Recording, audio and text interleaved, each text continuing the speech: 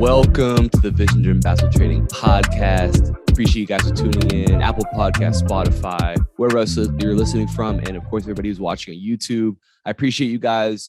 You'll see if you're on YouTube right now, I've got a guest with me, my guy, Tyler Clark, who runs TC Performance, a mix of the sports performance side, but also the basketball skills training side. And those are like the type of guys I love talking to, because basketball, it's all movement. And being able to train both the movement when it comes to basketball specifically, but also the athletic performance side, I think is a really interesting blend. And from the guys that I've talked to who I really respect, like that's kind of how they see this place, this field going, is like, as you want to continue to level yourself up as a basketball trainer, you also have to understand the movement side of it as well. So I always love talking to guys who are living that life and who get that. From Maine. But you know, I'll let him kind of have the floor right here to kind of give a little bit more of an intro. So TC, man, welcome to the pod. I appreciate you being on today. What's going on, man? I appreciate you having me. Like 2 weeks ago, I got you on the podcast as well, so that was cool. Yeah, so I'm TC, Tyler Clark. I not necessarily a business quite yet, but TC Performance is kind of how a lot of people know me. But I was a player myself, decided to take a different route about 2.5 years ago now. So my junior year of college, decided to step away from basketball. And that's when I took training on as basically everything. Took that full head of steam, started researching everything as much as I could, taking that as seriously as possible. And that took me to basically interning as a strength and conditioning coach, interning as a performance and skill development coach, meeting a lot of really cool people like yourself. I know you've had like Danny Cooper on, Danny Metzer, guys like Coleman Ayers, Tyler LeClaire, Yorick Michaels, like meeting a lot of really cool, important individuals in this industry. And it's definitely helped me grow to be the trainer that I am today. Like you said, I am a mesh of both skills on court development, as well as the weight room kind of performance side of things. I think that there's absolutely a time and place for both of those things. And I think that, like you said, that is kind of the future of things.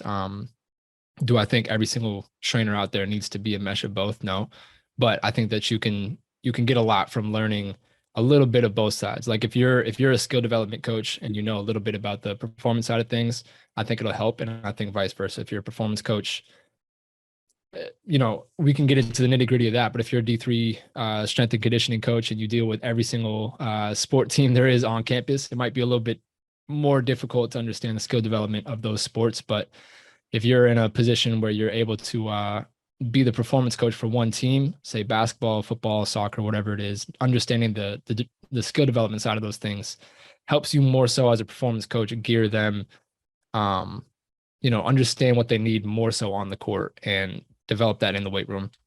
And just to kind of update everything about my story, right now I'm currently the player development coach and the strength and conditioning coach for Southern Maine Community College.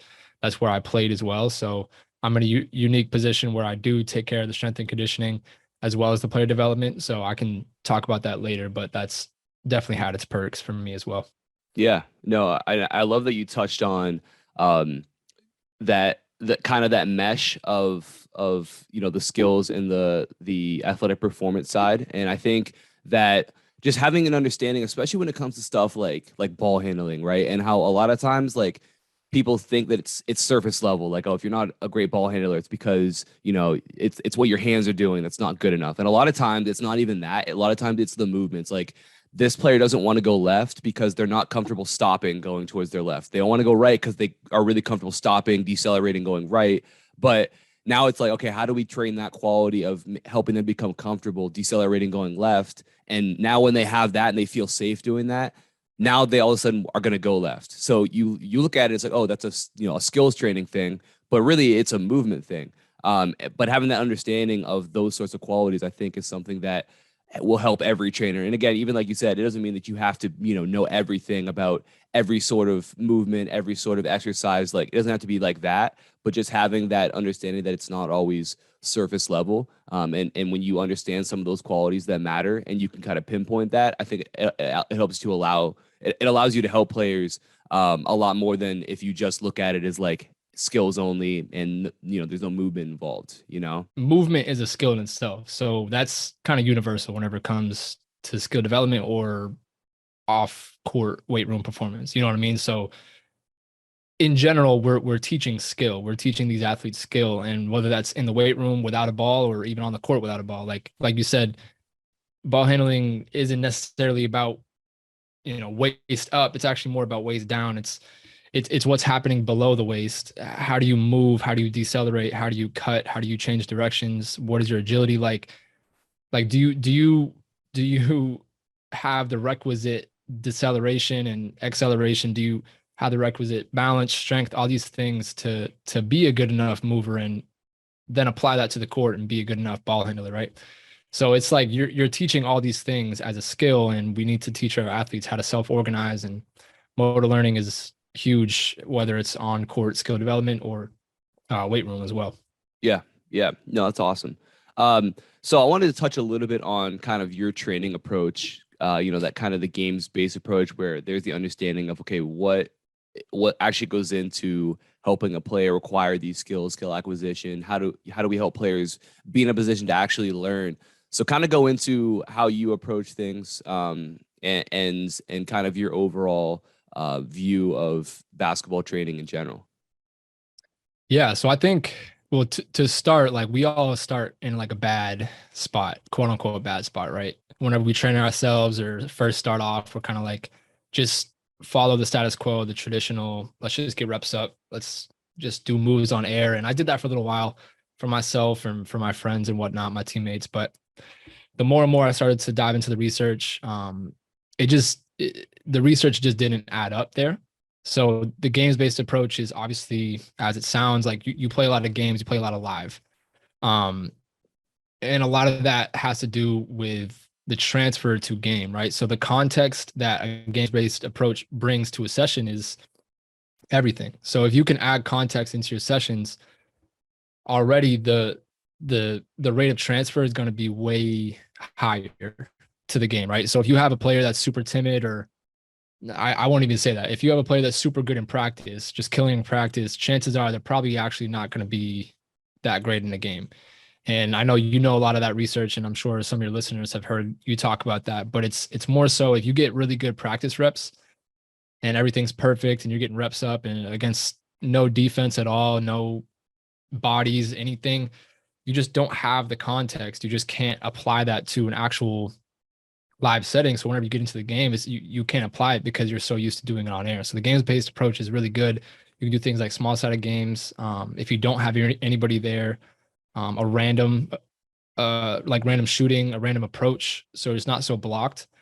It's just you give your body variability, and you give your mind different solutions which you need, because on the court you don't have one solution, right? Like it's not one shoe fits all.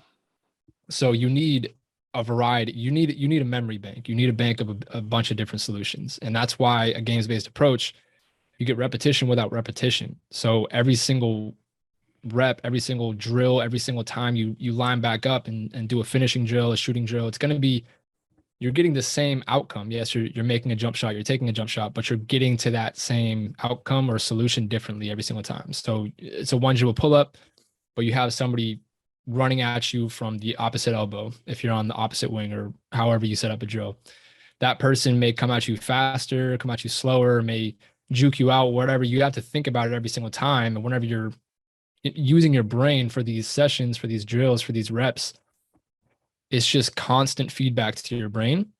And then you can self-organize, and in an actual live setting, an actual live competition or a game, then you can apply what you learn. You can self-organize and think, okay, I didn't make that in a practice session or in that drill, whatever, but I know that I now have solutions, and I have a bank of information in my brain, so I can apply that to whichever situation I am. So I'm more equipped to now apply, like basically take these and plug those into different areas, all these solutions. So it doesn't matter what you throw at me, I'm way more equipped than somebody who's just been on the gun for their entire life. You know what I mean? Just getting shots up or just layups. It's I do this a lot. I don't try to, harp on block shooting. I do think there's a time and place for that. But in terms of actual betterment of your performance and getting better on court, random practice and a games-based approach is going to, I mean, studies show that there's a higher transfer rate. Like you're going to get better, you're going to get more results doing that kind of stuff. So the big thing is the self-organization and being able to apply what you've learned, the solutions to different problems that you see in a game. Yeah. Yeah. Yeah, man. It's all about like, I kind of view it as, okay, it's not just that we're trying to get better at a skill. Okay. It's like, can I help you to become a professional problem solver? Right. So no matter what situation you may be in, there's somebody you can go back to help you solve that problem, because every single situation you're going to face is going to be a little bit different in some way. And actually this kind of touches on the next thing, because one thing that really separates, even the same situation, but for two different players, but it could be the same player in a similar situation, but sometimes the affordances that player is going to have is going to be a little bit different, right? Sometimes they might be going against someone the same height as them, and then the next possession, it's the same situation, but the person they're going against is 8 inches taller than them, and that's going to change how they kind of view things. Obviously, if you have two different players, then we have those different affordances. And I know you just had a podcast talking about that, and I was actually thinking about that before I even listened to your podcast about talking about affordances, and then I listened to yours. I was like, that's awesome. We definitely need to talk about that. So for those people who don't know what affordances are, what are they, and how do they kind of shape players and the decisions that they make? Yeah, so definitely that episode, I thought I did a decent job portraying what an affordance is and how to kind of use that in a session. But an affordance is essentially an opportunity to act. So we're all afforded things as players, as people, based on our stature, our age, our health, a bunch of different things, our skill set, our intentions. So basketball, we'll just keep it for basketball, right? If like you and I could be very different players. I think you said you're a lot more catch and shoot, right? Oh yeah. So catch and shoot, I'm a little bit more of a slasher. So you and I are going to have much different affordances, right? If you get a ball kicked out to you after it's been driven and you're wide open in the corner, you're going to shoot that every single time because that's what you see as an opportunity, right? That's your opportunity to act. That's your skill set. You're a shooter.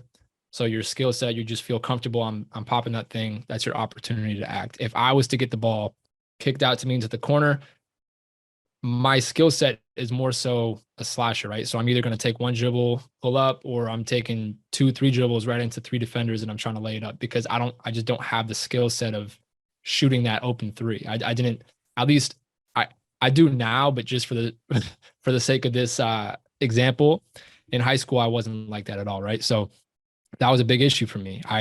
Anytime a ball was kicked out to me, I would force it back into the middle of the paint and try to lay it up, and I would ruin our offensive flow.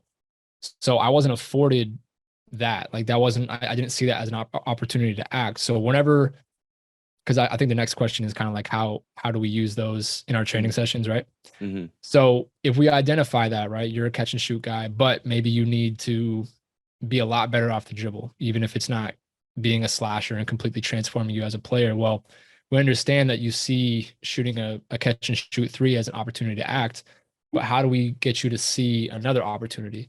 How do we get you to see a 2 dribble mid-range pull-up as an opportunity to act, or a floater or something like that? So that's when we can gear our environment, like our training session, and just the drills specifically geared towards you or whichever players, so we can work on those weaknesses, quote unquote weaknesses, or just help you get better at seeing those opportunities, right? So small sided games are a phenomenal tool for this reason specifically. Watch some film, dissect. Okay, all you do is shoot 3s in the corner, right? And at the college level, maybe that works for 1 year, your freshman year, but next year, like we know that you shoot 3s, so we're taking that away every single time. So how can we not be so one dimensional? Well, in the training sessions, let's gear it towards, all right, 1 kick out, and I'm going to give you a read. If I put my hand up, you have to put a mid-range up, right? Or if it's a small-sided game, then the only way you can score is you have to score off of 2 dribbles, or maybe you're incentivizing, you get 2 points for a 1 or 2 dribble pull-up.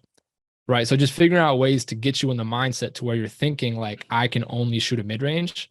And then once you only give that as the solution, then you start to see that as an opportunity, right? And at first you're going to fail because you just have never done that. You've never seen that as an opportunity to act.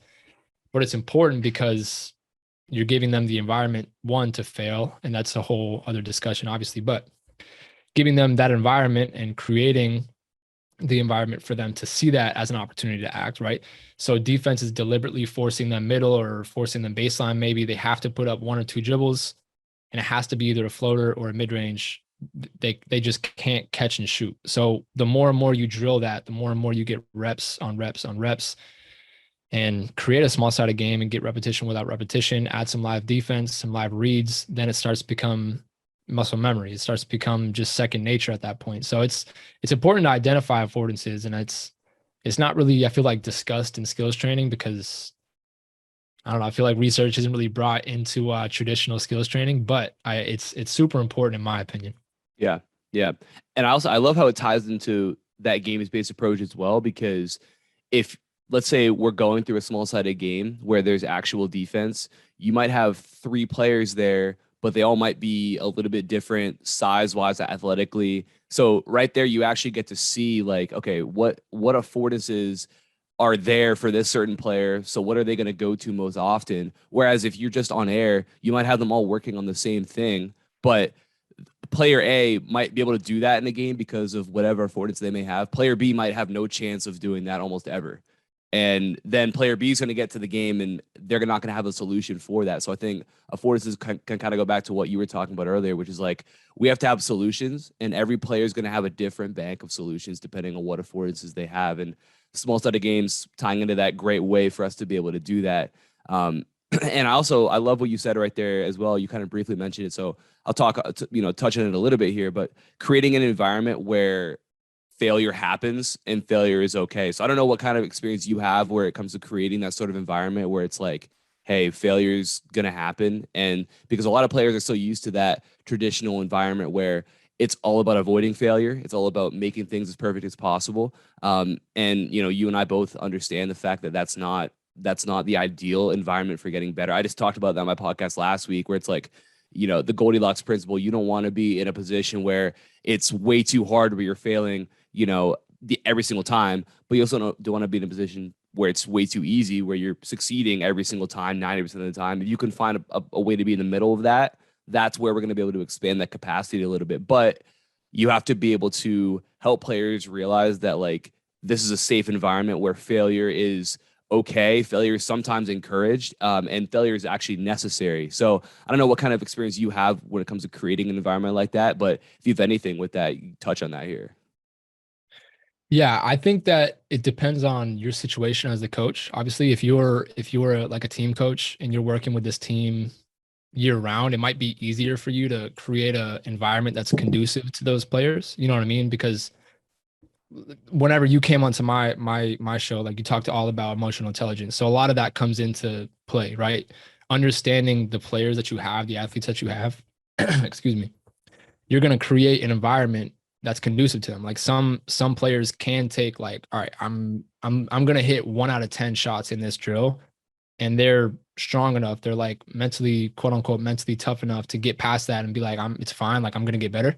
Whereas another player may hate that and they may go home and cry, like so understanding your athletes obviously comes first, but definitely in my experience, it comes down to talking to your athletes first and just understanding like I don't know, there's a couple different ways you can do it, right? It's, like I said, if you're a team coach or if you're a trainer and you've had these athletes for a little while, it's easier. But I feel like for me, the difficult things have been like if I've never met this athlete before and I still want to make sure that they're in that like optimal zone of improvement, and then feeling them out through the actual training session. So if I have 2 to 3 new athletes in a training session, I'll talk to them first, ask like, all right, what are some things you want to work on today? What are some things that you feel like you lack in game or just want to improve on? I'll understand that. Say it's like offhand dribbling, offhand finishing, and shooting off the dribble, something like that. So I gather that kind of information. I put them through a warm up, some drills that like are very neutral.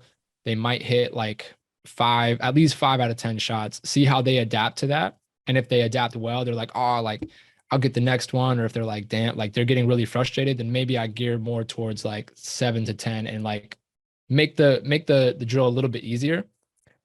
But if they're like, okay, it's whatever, I'm gonna bust through this, and like next drill I'm gonna get it, then maybe I do make it like 3 out of 10, a little bit harder because they might like that competitive nature. So I think it just depends on who's in your session. And like I kind of alluded to whenever you came onto the show, like you talked all about emotional intelligence. I know you're huge on that. I am too.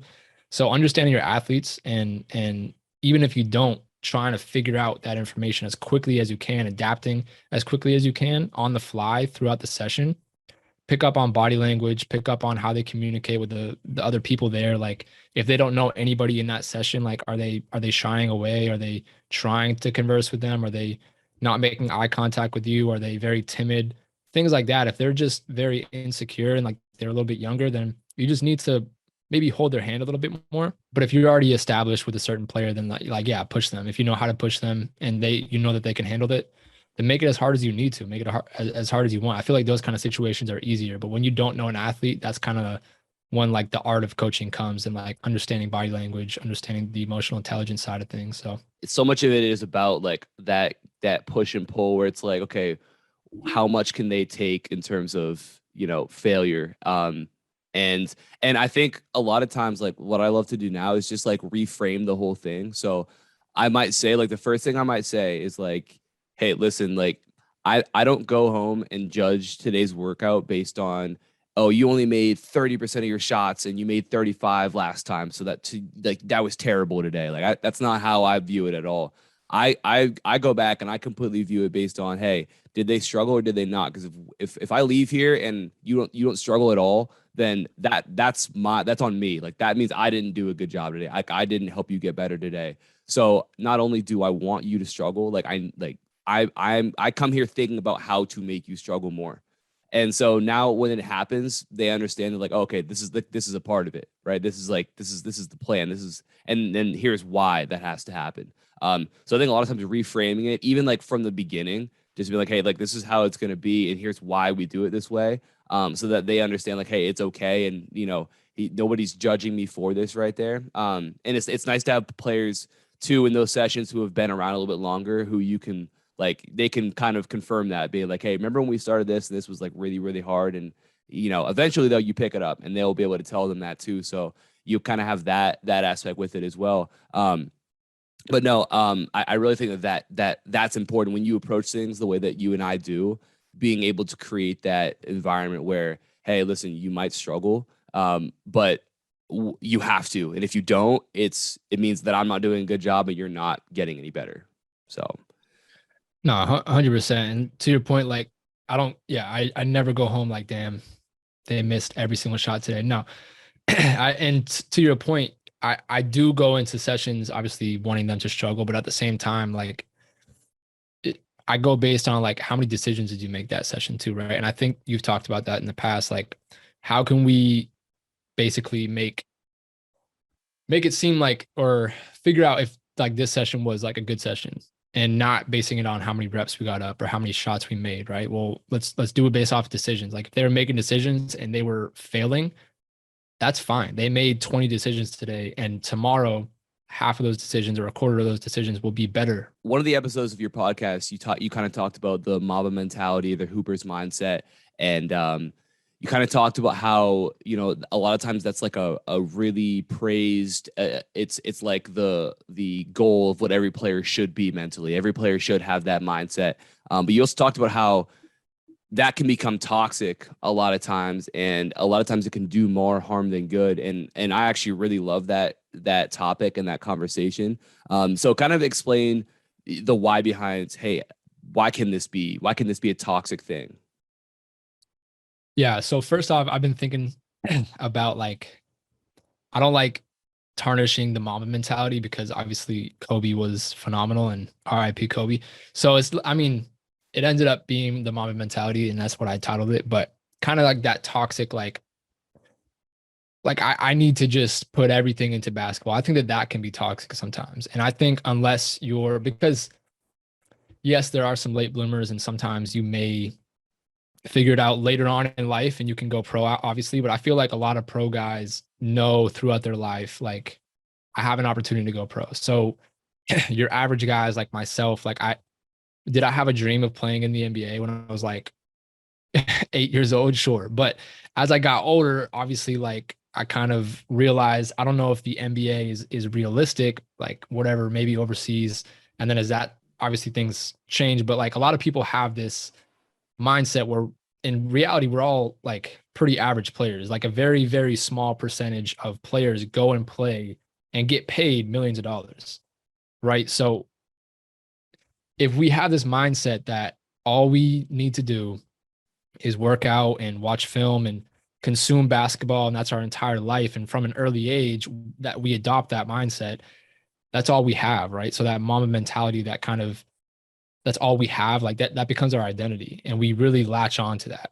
So whenever that time comes where it's like, okay, it's either I try to sign an agent and like figure out if I can go play overseas and kind of keep this dream going, or it's like I go find a 9 to 5 or like a different career path. Obviously, you don't have to go find a 9 to 5, but it's either basically I try to fight that dream or I kind of let it crumble.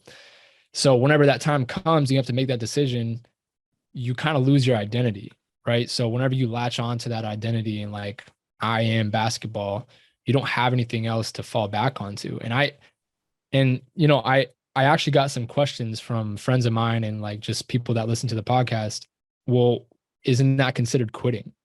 Or like why should you have a plan B? And I'm like, well, honestly, it's not a bad point to bring up, because if you are somebody who does have a chance, then maybe you shouldn't have a plan B. But I don't really view it as a plan B. I just view it as being a human being, right? And enjoying life beyond basketball, because you don't have to be basketball. It's just something that you do. So I think it becomes toxic when it consumes you and that's all you have. And in the episode that I put out, I said, like, there are people out there that are like, I'm going to miss time with my family because I need to get this workout in. Whenever it's consuming you so much that you're like choosing it over your family, your friends, like holidays, things like that, it's not that big of a deal, because like you just have to be realistic with yourself. If you're getting paid millions of dollars, yes, prioritize it. But if you're just like on a men's league team every Monday or every Thursday, like, you don't have to miss time with your family. It's really not that big of a deal. And I think at that point it becomes toxic, because you're losing valuable time, right? Like, live your life. I think that experiencing, like having hobbies, experiencing the world, experiencing your friends, having a good time, like those things are way more important to me, at least, and I think they should be more important to other people than making sure you get your lift in or making sure you get your shots up, when in reality it really doesn't matter all that much, unless you are a college athlete in your season or in your off season, or like you're getting paid millions of dollars. Obviously, like, high school is important too. I'm not saying like your situation isn't important, but just be realistic with yourself, and like, do I really have to miss this dinner with my aunt to go get shots up, or can I just do it after? Right? Like, don't prioritize that kind of stuff, because at that point, I feel like it becomes toxic, at least in my opinion. Mm-hmm.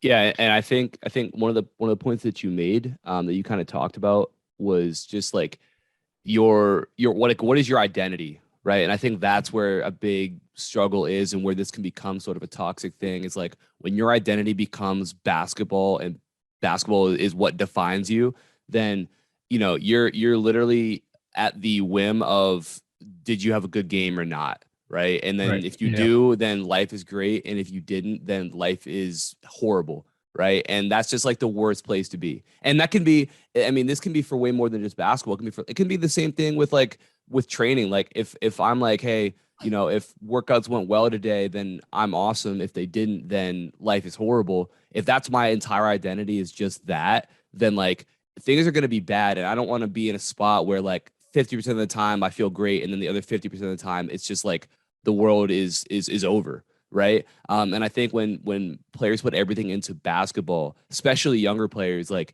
when everything is just about that, and you kind of neglect everything else, and that's where all of your like self-worth and all your identity is based on, then you're going to set yourself up to like be really miserable all the time. And that's not a position where, I mean, because I see it obviously, like, I mean, I've been through it when I was growing up. That was the thing, is like, it's all about this, all about this, and then it's like, man, you're gonna spend a lot of time being really upset, because at the end of the day, basketball is like, it's a great thing, but there's so much that goes into, being successful in it, and it's not always just how hard do I work. If it was a competition about who works the hardest, and whoever worked the hardest was, the best player, and it was just like that was how it worked, then things would look a lot different. But at the end of the day, some people are 7 feet tall and jump 40 inches, and they might not have to work as hard as somebody who, is 5'10" and jumps 25 inches, right? That they might, that person who's smaller, less athletic, might work.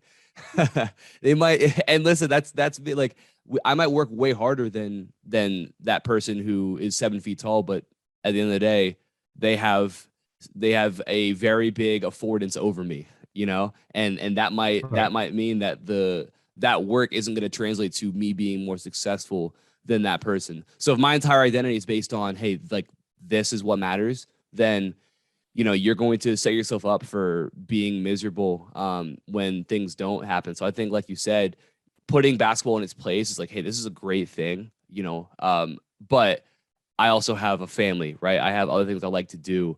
And now basketball stays what it is, which is something that's supposed to be fun, so it's supposed to be enjoyable. And obviously, you want to work at it and get the most out of it that you can.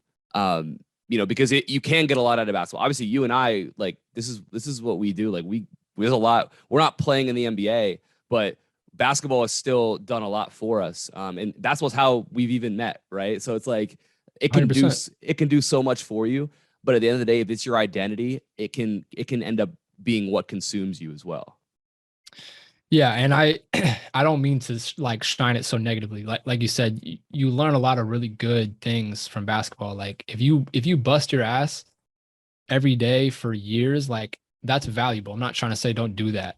I'm just saying, like you said, don't identify with it and be consumed by it to where it takes you out of important situations in your life. And like whenever I was a little bit younger, that like it consumed me, right? Like it became my identity. And whenever I would have a bad game, or if we lost, or if I didn't get in as much as I thought I should have, like I would go to dinner with my friends or with my family, like sometimes family that like drove like hours to come see me play that I haven't seen in months.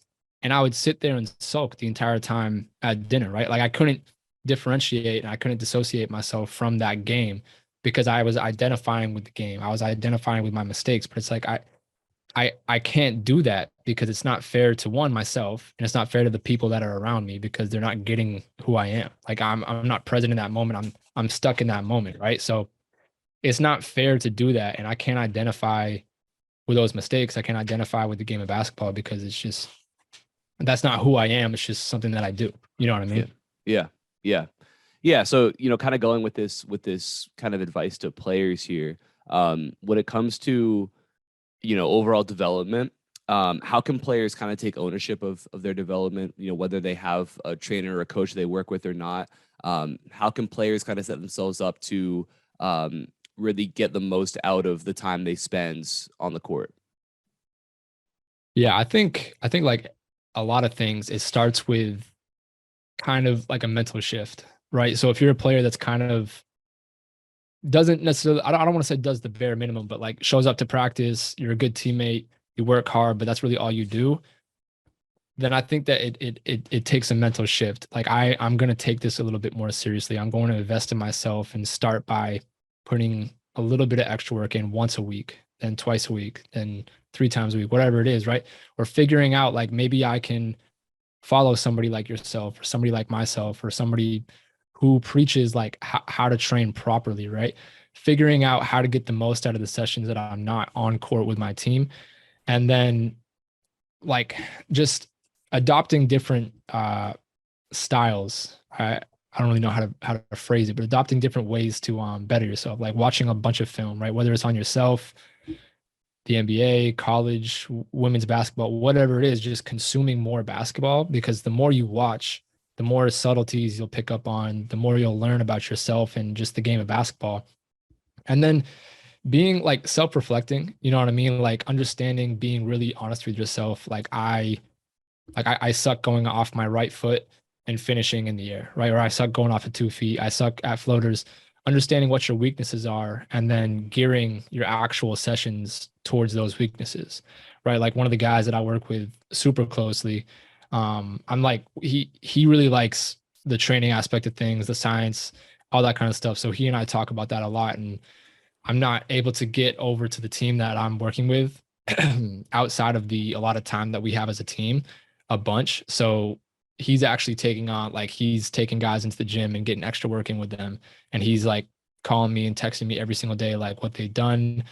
And he says that it's actually helped him a lot, like taking on that role as the quote unquote trainer. And he's like, it does a couple of different things, right? It helps him identify his own weaknesses and how to train them better, and also how to like put together a training session, right? So if he asks his teammate, like, what do you feel like you need to work on? And then he actually has to go through the process of being like, all right, well, you need to work on this. The Tyler and I have done this, or I think that we could do this drill to work on that, right? Like figuring out how to actually apply that to a training session could really help.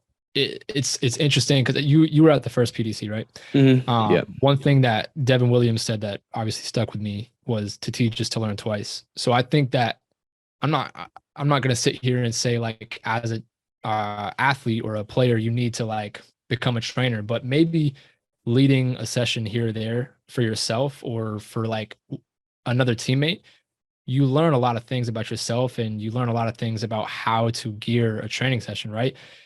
So I think taking that opportunity to kind of just be a leader, like the trainer for a day, just putting on that ball cap, understanding like how things work, and then communicating. If you have the luxury of communicating with a guy, like if you're somebody's trainer, if I'm somebody's trainer, like we're both very communicative, right? So taking advantage of that and asking like, what can I do to better my sessions, or what can I do to like why do we do this or why do we do that? So being very curious and just asking questions, I think goes a long way. And I guess the second part to that entire question would be like, well, what do you do if you don't have anybody at all? First thing, find somebody. If you can't find somebody, there are obviously ways that you can get better, and that's something that I've been thinking about a lot lately, because I put out a lot of things on Instagram and whatever other social media that I have with somebody else, or like a small sided game or something like that. And I'm sure there are people out there like, well, dude, I don't have like a team to work with like that, or I don't have a bunch of motivated friends and teammates to help me out in that way. Well, figure out how to challenge yourself in a one-on-one session, right? Or a one-on-O session, I should say. If you're working on finishing, for example, like you can't finish the same way twice, or you have to hit it off the backboard in a different region of the backboard every single time, right? Figuring out ways to challenge yourself. If you're bad at a left-right 2-foot finish, work on that and then finish a different way every single time. Shooting, I don't know, different dribbles every single time, different dribble speed, timing, um, gamify things, right? Like you have to hit 5 out of 6 shots every single spot that you shoot at. Um, I don't know. One thing that I was thinking of was rather than going for reps and shots, like I need to hit 1,000 shots per game, like go for feel instead. So if you're feeling really good that day and you hit 100 shots, that's all you need, right? Yeah, after 100 shots, you feel good. If you're just not feel like you're not feeling very confident, you've had a bad shooting week, month, whatever it is, go into the gym and just shoot until you feel good, right? That may be 1,000 shots, that may be 200 shots. So I say go in there, go for feel, ball handling for feel, finishing for feel, shooting for feel, rather than reps, because reps is like also can kind of become kind of mundane. Like I just need to get up my 500 shots, but maybe you don't need 500 shots that day. Maybe you need 1,000, or maybe you need 50. Like I don't know. Maybe you already feel really good. So Yeah. feel is another thing that I've been contemplating as far as like a one-on-one session. Yeah. No, and I love that point, because I think it was Kyle Korver who had mentioned that, or somebody who worked with Kyle Korver said that there'd be days where like Kyle Korver would walk into the gym and start shooting, and then he'd be like, nope, we're not doing this today. Like I don't have it today. And like, that was like his feel, like something he would just have a feel to like, no, I don't need to do anymore. Like, this is where I need to stop. And that's obviously one of the best shooters to ever play. And that was all like, that was just a feel thing. So I think developing that, like as you put in more time, you start to really think about, okay, do I feel good? Do I not feel good? Like, what do I need to do to make this feel better? Am I doing too much right now? I think that's like kind of that next level aspect. So I love that you brought that up right there. There's a lot of great stuff. And I think to your point, to teach is to learn twice. Finding any kind of moment to, like, whether it's just demonstrate, whether it's just like help, your teammates with different things, that makes you better in the process of that as well. And I think that's a great thing that players can do to, again, have to learn something again, and not just learn it. I would say, like, when you have to actually teach it, it amplifies that learning, because now you have to be able to communicate that as well. So you really have to think about it and understand it. And I think that is, and I'm sure you can agree, but like, as a trainer, I just saw, shout out Danny Cooper. He just posted about this yesterday on Instagram, where it's like, he's able to take situations that he's struggling in whether it's pickup or whatever, and he's able to craft these small-sided games because he just like thinks about it now. It's like, okay, well, this is where I'm struggling. So how do I kind of reverse engineer to work on this? And that's kind of what happens when you spend time obviously doing this, but watching film and trying to piece together, understanding the science behind it. And again, he's still playing, and as a player, that helps him a lot. Right. So I think for players as well, it's like you kind of mentioned, watching film is important, because then you're able to tie things together, but then also thinking about, okay, where do I struggle and how can I replicate that? How can I put myself in a position to have to work on that? Even if it means, okay, even if it's not in, your own workouts, maybe it's at your open gyms or pickup games. If I'm struggling in a certain area, how can I make sure that, like, this is what I'm focused on doing? I could just do this the whole time and I'm good at it, but I'm going to make it harder on myself. I'm going to do this the whole time because I know I struggle with it. And now I can expand my capacity to perform a little bit. I think that's another sort of mindset shift that players can make that'll help them to accelerate that development. No, 100%. And I was actually talking about it the other day. It's like, I feel like a lot of people that take the transition from player to coach, or player to player development coach or trainer or whatever, afterwards they always say, like, I'm a way better player than I was as an actual player, right? So I think it's also like part of that mental shift. So I think Danny is in a unique situation where he's in that, like, mental I guess world. Like he's just in the mindset of where, like, he can be a trainer, but he can also, like, train himself, and he's still a player. Obviously the trainer player, that's like his whole thing. But I think it just comes with, like, whenever you are a player, you put so much weight on your performance, right? Whereas if you're a trainer, it's like, I'm not really worried about a coach's opinion or my teammates' opinion. I'm just hoping to have fun now. So, like, if I go nuts, then that's that. But it's like, I'm not putting so much weight on my performance, on my play. So I think Danny may be in that unique situation where it's like, yeah, he's obviously still cares about his performance, but it's where he can kind of dissociate that and just be like, I'm hooping because I love it, and I'm not hooping because I have to. You know what I mean? Like, I'm not doing it for somebody's approval. I'm doing it because I love this game, and I train, and like, he's obviously training some high level guys. Like, he was with Mac McClung all summer, Lamar Stevens. He's been around guys like Drew Hamlin, and he understands that on a different level, and that helps a lot. But I think it's like the mental side of things, whenever you make that transition, is an interesting aspect. Yeah, no, definitely. And so kind of to finish up, we talked about the players, but when it comes to, trainers and kind of where you've gotten yourself to, what would be your advice when it comes to the process of improving as a trainer and figuring out, like, what matters and how to actually be better at helping your players be better? Yeah, I think what I really tried to do was, like, just ask as many questions as I could, and don't just ask random people. You know what I mean? Like, I tried to reach out to people that I knew were really good at what they do. So I reached out to Tyler Leclaire pretty early whenever like wanted to start training. I reached out to Coleman super early. I went to their clinic to participate in a clinic, and then afterwards I talked to them and was able to, like, create a pretty good relationship with them. So, like, I go and see Tyler, like, probably once every other month. So, like handful of times throughout the year, I was able to intern with Coleman because of the relationship that I built with him. Intern with him for the entire month of July. So just, communicating with guys, with people in this industry that are really good, at what they do and just genuinely just like seeking answers, right? So a podcast is obviously a unique situation. Like not everybody's gonna have a podcast, but even just DMing somebody a question, a lot of these people are super open and they'll just answer you, right? So if it's you want to like I every single person that I've gotten on my podcast, I've DM'd and they've like that's how I've communicated with them and got them onto the podcast. So it's not like I like have this phenomenal relationship with them. Some of them I do now, but like I don't have a great relationship with Mike G. But all I did was DM him, and he said like, yeah, we'll get it done. So like asking questions and don't be afraid to like send that DM or email or text. The next part of it is obviously doing your own research, and then more importantly is just trying to apply it, right? Like get your own reps as a trainer, as a coach. So whether it's you're training for free or you're coaching for free, or it's like your own teammates, whoever you have and whoever is in front of you, just take advantage of that. Like put them through a drill, be like, yo, I really want to try this. You can be transparent about it. Or if it's somebody who's paying you, like you don't have to be like, hey, I want to try this new drill with you, obviously, but like figure out how you can apply, because if you have all this input and you don't apply it, you don't know how it's going to work, right? Like you may, in theory, really like this concept as a trainer, but whenever you do it, it might feel a little funky and you may not like it at all. You may not like how you communicate it. You may not like how your athletes and your players actually take it. So applying it and making it your own is super important.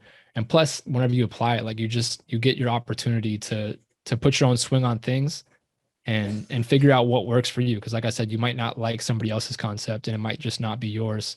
Um, and then just like I said, just network. You know what I mean? Just find other people that are like-minded, have conversations, research, consume a lot. Like podcasts are great. I've learned a lot from podcasts, ebooks, regular books, audiobooks, whatever you can, just consume. And then more importantly, make sure to output, right? Like make sure to apply it. And then just experience. I think those things have helped me a lot. Yeah. Yeah. Yeah. No, and I love that. And I think the overall like theme with kind of your approach is just like you have to always be like a student, like always be in that position where you're trying to learn. You have to you have to always be humble and understand like there's so much more that I need to know. And I think that that's kind of how I always feel is like the more that I learn about this stuff, the more that like I'm around people who are really good at it. I'm like, wow, I know way less than I thought that I knew. And that's constantly where I'm at. So I'm constantly trying to push myself forward with that. And I think that's the best position to be in in terms of growing and getting better. Because the worst place you can be is in a position where you feel like you figured it out. And I think that can happen. So understanding the fact that like if I'm really getting after it and I'm really learning from other people and I'm doing my own research, like I'm not close to knowing it all yet. And then I think, like you said there at the end, just applying it, whether it means, because I have people DM me about, hey, I'm getting into training, like, do you have any advice? And just find people, teammates, friends, like just train people, like start doing it. You're going to probably be pretty bad at it at first. Everybody is. And that's okay. You have to go through that process of being bad in order to get good at it. If you can research and you can read all you want, but if you don't actually go do it and figure out how it works and figure out how you are as a trainer, what you need to be better at, then it's none of that's going to matter. So you have to really go through the fire ultimately to get better at it. But it's a process that's well worth it. But again, when you apply that application, like you said, with constantly being in that state of I need to be better, like I need to learn more. There's so much more for me to learn, then that's the best place for you to be at.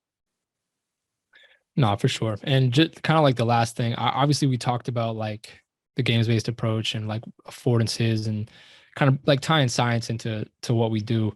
But I don't think that you need to always go that route, right? Like you don't have to, like, I don't say all this stuff to be like, all right, like if you want to be a trainer, you have to do all this and read all this. And like, I enjoy it. And I think that it makes sense, but you don't have to do that. Right. Like you said, experience is the best teacher. So if you go out there and you just train, like you just immerse yourself in the training culture and you just train and get experience. And whether it's something that I would do necessarily doesn't really matter. Like there's so many different ways to train. The important thing is if your players and your athletes enjoy it and they're getting better, then it doesn't matter how you're doing it. Like as long as nobody's getting hurt and they're getting better, they enjoy what you're prescribing them and like how you're training them.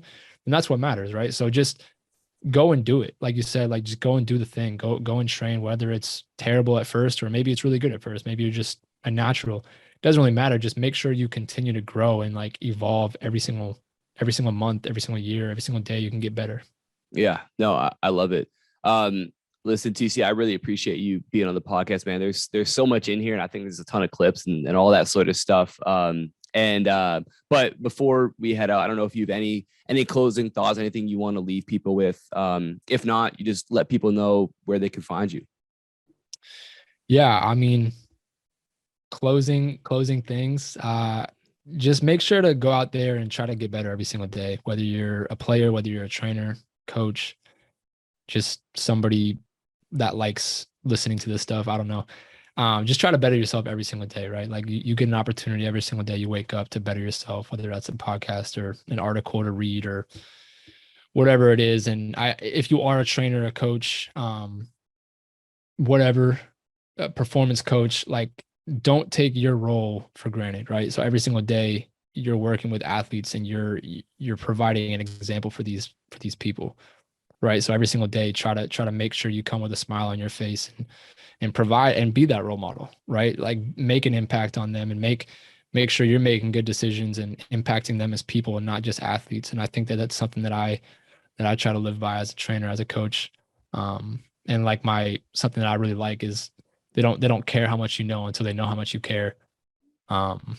So kind of live by that as a trainer, as a coach. And then where you can find me, we kind of mentioned it, but the TCP podcast, that's my podcast. There's like close to 30 episodes now. So there's plenty of information to consume there. Ethan was obviously a guest there. I got guys like Danny Cooper has been on this podcast. Some other big names like Coleman, Ayers, Tyler LeClaire, Yorick, Mike G, Josh Pham, Bobby White, some good stuff in there. And then the solo episodes that I have, I feel like are pretty solid information as well. And then you can find me on Instagram at TC_performance_. So appreciate you for having me on, Ethan. Yeah, man, definitely. Yeah. Make sure if you guys have not gone to listen to Tyler's podcast, check that out. All the links for that will be in the description of all this. But like you said, I've been on there, so go check out that episode. But like you said, a lot of big names on there too. So some great stuff in there. And give them a follow as well. I appreciate all you guys who are listening, who are watching, and I'll talk to you guys soon. Peace.